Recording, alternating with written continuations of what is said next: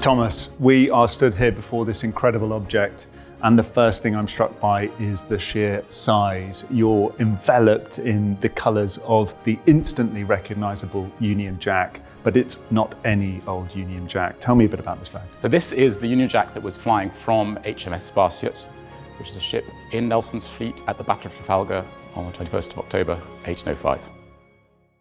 Where would it have been positioned on the ship? It would have been hanging from probably the foretopsail yard.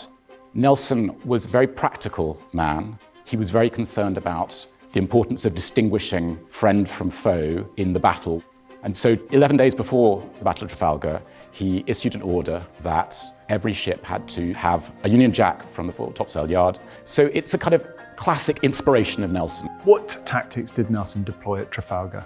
It was a revolutionary approach.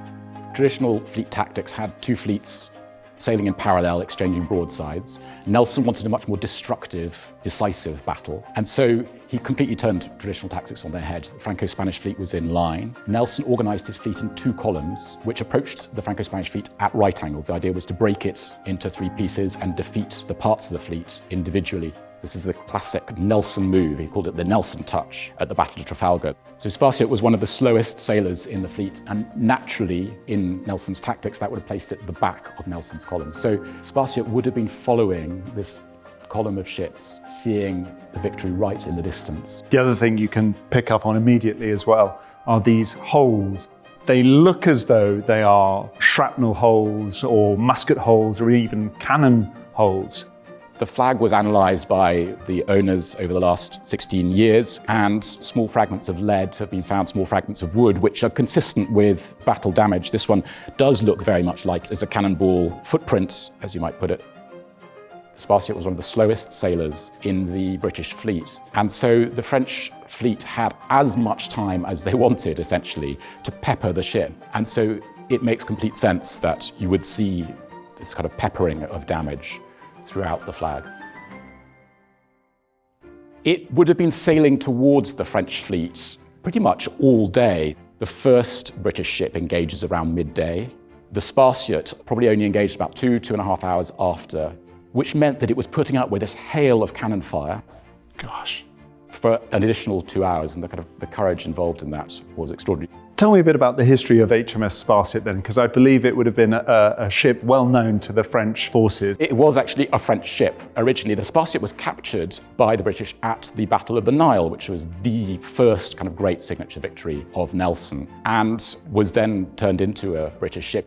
Nelson received a significant injury to his forehead at the Battle of the Nile, and it was said that that was from a shot from the Spartiate. What was life like on board? Well, it wouldn't have been a picnic. I mean, everyone knows about the traditions of flogging, the harsh naval discipline, but they were very well fed. They'd be described as the healthiest Britons on the planet at the period. They were consuming about 4,000 calories a day. They were also very well supplied with booze. The rum ration was half a pint of rum at 57% alcohol per man per day. So they would have been quite cheerful. I think that was considered part of making sure they felt looked after. Then crucially, the difference in discipline and the difference in morale is considered to be one of the key factors in the inevitability of the British victory at Trafalgar. We, of course, are all aware of Nelson's great victory, but it came at huge personal cost. Nelson was actually shot by a musketeer. The bullet lodged in his spine. He was carried below decks, and after hours of agonising suffering, he died. The thing really that crystallises the Battle of Trafalgar in its extraordinary place in British history, it's not only the supreme victory, but the supreme sacrifice of Nelson.